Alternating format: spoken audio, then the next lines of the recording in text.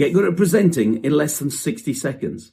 In my book, Get Good at Slides, I did 5 years of research finding out how to use PowerPoint or Apple Keynote or Google Slides, whichever ones you use, but basically how to use slides in the best way possible. Let me tell you what I learned in all that research. Use more photographs and less text. Yep, you heard me right. Use more photographs and less text. In other words, don't fill the slides with text and bullet points. No one's really interested in that. But use the slide as a backdrop to your presentation. Use a slide so it's like a billboard, so it illustrates your point. So you use amazing high definition photographs, which are just off the edge of the slide. So let them bleed off the edge so they fill the screen. Use photographs to actually illustrate what you're saying. It makes a massive difference and keeps an audience engaged.